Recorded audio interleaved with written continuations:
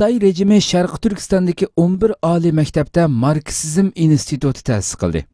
7 may Osiyo kundagi to'g'ri xabarda bildirilishicha, Xitoy rejimi Sharq Turkiston xalqini dinsizlashtirishdan iborat razil maqsadiga yetish uchun atalmış Şinjan Universiteti, Şinjan Pedagogika Universiteti, Şinjan Yezi Egilik Universiteti qatarlıq Sharq Turkistondagi 11 to'liq kurs oliy maktablarida Bingtuandan boshqa Marksizm instituti ta'sis qildi.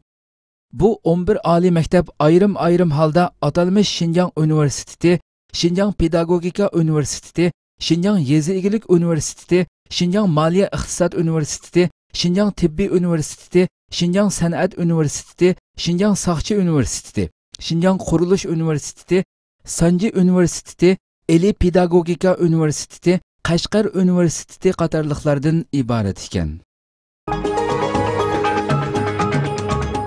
Indoneziyada talash-tartishliq Janubiy dengiz muzokara qilindi. 8 may Türkiye Ovoz radiosi xabarida bildirilishicha, Xitoy bosh ministri Li Keqiangning Indoneziya bosh ministri Joko Widodo bilan elib borgan uchrashuvlarda talash-tartishliq Janubiy dengiz muzokara qilindi. Li Keqiang Janubiy Osiyo davlatlari birligi bilan hamkorlashib, ikki davlatning Janubiy Xitoy dengizida erkin safar, muqimlik va tinchlikni qo'g'dash uchun o'rtaq xizmat qilishni xohlaydiganligini bildirib, rayondagi barliq qo'shni davlatlarning muqimligining qo'g'dilishi va texmi yaqin hamkorlik o'rnatilishining muhimligini, rayondagi xalqlarning kelgusidagi do'stligi va hamkorligini oshirishda Xitoyning qat'iy irodaga ega ekanligini bildirdi. Navbatda Janubiy Osiyo davlatlari birligi bilan Xitoy o'rtasida Janubiy Xitoy dengizining egilik huquqi masalasiga doir talash-tartishlarning hal qilinishi uchun tuzilgan ramki kelishimi texnicha muzokara bosqichida ekanligi, sohildagi davlatlar bilan bo'lgan egilik huquqi talash-tartishi sababidan xalqaroliq dengiz sohasi masalasida Xitoyning Filippin bilan emas, Vyetnam, Malayziya, Bruney va Tayvan bilan cho'nqur yirikchiliklarning davomlashayotganligi hammaning diqqatini tortishga boshladi. Xitoy 1947-yili e'lon qilingan 9 uzuk siziqliq xaritasini asos qilgan holda talash-tartishliq dengiz sohasining 80%ning egilik huquqining o'ziga tava ekanligini da'vo qilib kelgan bo'lsa, yana bir tarafdan Xitoyning talash-tartishliq dengiz sohasida sun'iy orollarni yasab qurib chiqqan bazalarga qoral o'rinlashtirganligi bu davlatlar o'rtasidagi yirikchiliklarni texmo cho'nqurlashtirgan. Xitoy yuqori darajalik amaldori muddatsiz qamoqqa hukm qilindi. 8 may Xinhua agentligiga bergan xabarda bildirilishicha, Tianjin shaharlik o'rta xalq sud mahkamasi Sun Jingsay 2002-yildan 2017-yillari Beijing, Chongqing shahri va Jilin o'lkasida vazifa o'tash jarayonida 170 million yuan, taxminan 26,7 million dollar pora elish va xiyonat qilish jinoyatlari bilan ayblanib, umrvoyat siyosiy huquqidan mahrum qilish, barliq mol-mulki va qonunsiz yo'llar bilan qo'lga keltirilgan mol besatlarini musodara qilish haqida hukm chiqarildi. Xabarda Sun Jingsay 2017-yili iyulda Chongqing shaharlik partikomning sekretarlik vazifasini o'tayotganda tekshirilganligi, sentabr oyida Xitoy kompartiyasidan qo'g'lab chiqarilib, huquqidan elib tashlanganligi bildirildi. Xi Jinping rais bo'lgan 2013-yildan buyon poraxo'rlikqa qarshi kurashni eng muhim kun tartibi qilib elib borgan bo'lsa-mu, biroq Xitoy kompartiyasi Markaziy intizom tekshirish komiteti 2017-yili 1 yil ichida poraxo'rlikqa qarshi harakatda 159 ming davlat xodimiga har xil jazolarning berilganligini e'lon qildi. Xitoy rejimi chorlash xizmatiga safarbar qilish tarbiyalash kursini boshladi. 8 may Xitoy intizom tekshirish to'g'ri bergan xabarda bildirilishicha, Xitoy rejimining Sharq Turkistondagi qo'rchoq organi bo'lgan atalmış Uyg'ur Abdunum rayonlik partikom chorlash xizmatiga safarbarlik tarbiyalash yig'ini boshladi. Xitoy rejimi turli bostirish siyosatlari bilan Sharq Turkiston xalqini inson tasavvuridan halqagan har xil tekshirish, assimilyatsiya qilish va diniy cheklamalar bilan iskanjiga olgan bir vaziyatda, yanada bugungi kundagi inson qalbidan chiqqan bostirishiga rozi bo'lmay, Sharq Turkiston xalqini qayta iskanjiga elish uchun xizmatchi tarbiyalashga boshladi. Mazkur tarbiyalash vaqti 3 kun bo'lib, 13 nuqtada guruhlar bo'yicha tarbiyalash elib berilib, 200 atrofidagi kursantni tarbiyalab chiqmoqchi bo'lgan. Tarbiyalashga atalmış Abdunum rayonlik partikomning doimiy hay'at a'zosi Chorlash xizmat guruhining guruh boshlig'i Lu Dongshun yetakchilik qilib, chorlash vazifasini aniq bilish, chorlash talablari, chorlash usuli, kadrlar ichidagi 200 limiklarni qanday qezib chiqish qatorliq maxsus tema haqida tarbiyalaydi ekan. 13 nuqtada tarbiyalab chiqilgan 200 kommunist 26 guruhga bo'linib, birli vaqtda 10 shahar nahiya, 16 idora va bo'limlarga taqsim qilindi ekan. Har qaysi shahar va nahiyalarga bo'lingan kommunistlar taqsim qilingan o'rinlarda 2 oy normal charlash, maxsus charlash va nazorat qilish xizmatini ishga oshirmoqchi bo'lgan. Tahlilchilar Xitoy rejimining bu xil tadbiri Ramazon oyida Sharq Turkiston xalqining Ramazon mezgilidagi ro'za va ibodatlarni ta'qib qilishga tayyorlik qilayotganligini hamda Uyg'ur kadrlari ichidagi Uyg'urlarga hissdoshlik qilish ahvolini ichkirlab tekshirishga urinayotganligini bildirdi.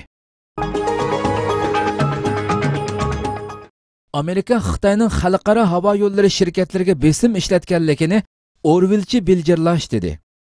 Xitoyning yaqinda 36 xalqaro havo yo'li shirkatiga xat yozib, ularning siyosiy masalalarda Xitoyning rasmiy siyosiy maydoniga amal qilishini talab qilishi Oqsaroyning keskin rad qilishiga uchradi.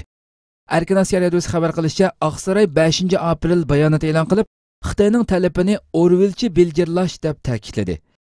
George Orwell atoqli Angliya yozuvchisi bo'lib, u 1984 nomli asarida Atlantik okeanidagi bir g'oyiviy istibdod davlatining mutlaq hukmronligini tasvirlaydi. Shuningdan beri Orwellning ismi hokim mutlaq istibdod davlatlarini tasvirlaydigan bir xalqaro nom bo'lib qolgan edi. Oqsaroyning bayonotida Xitoyning Amerika havo yo'llari shirkatlariga tahdid selishni to'xtatishi talab qilingan. Oqsaroyning axborot sekretari Sara Huckabee Sanders Amerika prezidenti Donald Trump Xitoy Kompartiyasining Xitoycha siyosiy jihatdagi to'g'riligini Amerika shirkatlari va garajdanlariga majburlashiga qarshi tik turadiganligini bildirdi dedi. Xalqaro axborot vositalarining oshkorlashicha, bu yil 4-oyda Xitoyning Xalq aviatsiya idorasi Amerikaning Birlashma havo yo'li, Amerika havo yo'li qatorliq dunyodagi 36 xalqaro havo yo'li shirkatiga xat yozib, ularning Tayvan, Hong Kong, Aumen, Makao masalalarida Xitoyning siyosiy maydoniga amal qilishini talab qilgan. Oqsaroyning bayonoti dushanba kuni Amerikaning Beyjingdagi elchixonasining to'rida e'lon qilingan. Birlashma agentlikning xabar qilishicha, Xitoy Tashqi ishlar ministrligi dushanba kuni Oqsaroyning bayonotini rad qilib, Amerika nima desa desin, dunyoda birlik Xitoy borligidek bu paketni o'zgartirmaydi degan. Erdo'g'an Fransiyaning Qur'onni o'zgartirish taklifiga qattiq inkos qaytardi. Erdo'g'an ajiba bular umrida bir qitim bo'lsa-mu o'z kitoblari bo'lgan Injilni, Tavratni yoki Zaburni o'qib beqishganmidi?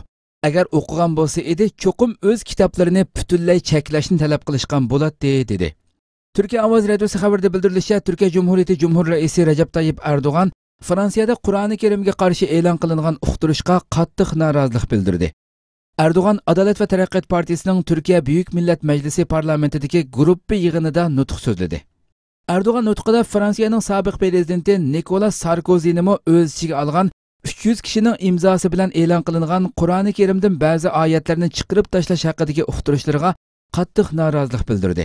Erdo'g'an Fransiyada o'zini bilmaydigan ba'zilar Qur'oni Karimdan bir turkum oyatlarning chiqarib tashlanishini talab qilib, uqtirish e'lon qilishibdi.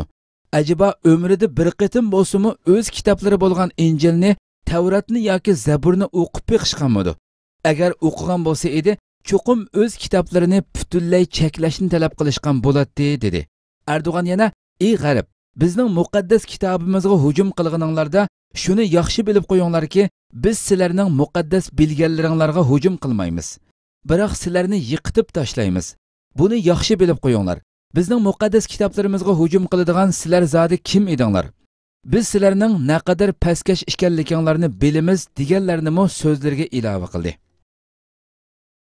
Siz her şeyden önce ya kimsiniz de bizim kutsalımıza veya kutsallarımıza saldırıyorsunuz? Biz sizin nedenli aşağılık olduğunuzu biliyoruz. Biliyoruz. Bunu zaten her yerde yaptınız, yapıyorsunuz. Yeni tanımadık sizi. Fakat ne kadar siz bunları yapsanız da biz sizin kutsallarınıza aynı dille saldırmayacağız. Çünkü biz sizler gibi aşağılık değiliz.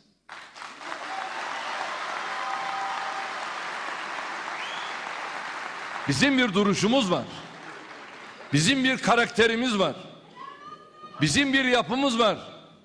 Biz kime, nerede, hangi dille konuşulacağını gayet iyi biliriz.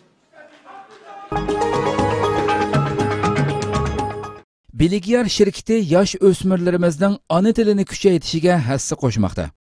İstanbulda 2015-yili qurilib ish boshlagan Beligyar Texnika mulozimati shirkati qurilgan qisqagina vaqt ichida Turkiyada yashayotgan keng xalqimizning har xil texnikalik ishlarga qulaylik yaratib berib qolmay, muhojiratdagi keng xalqimizning farzandlariga ona tilini so'ydirish va qiziqtirish yo'li orqali o'rgatishga qulaylik yaratish uchun to'xtamay ijodiy mevalarini orqama-orqa bozorga salmoqda.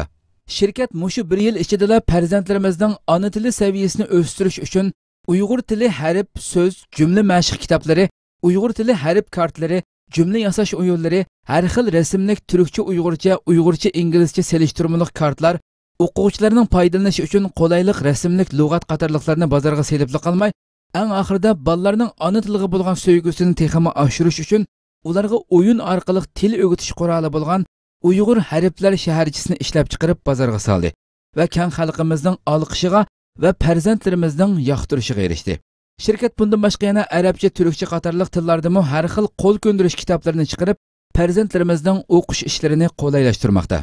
Shirkat markazi Istanbulda bo'lib, navbatda xalqimizga kompyuter va qo'l telefon programmalarini loyihalash, matbaachilik va ko'paytirish xizmatlari, filmga elish va kelishtirish, shirkat va organlarni texnika bilan ta'minlash qatorliq xizmatlarda faoliyat qilib kelmoqda. Beligyar Texnika mulozimati shirkati xalqimizning har xil ehtiyojlariga eng sifatli xizmat qilishga tayyor ekanligini bildirdi.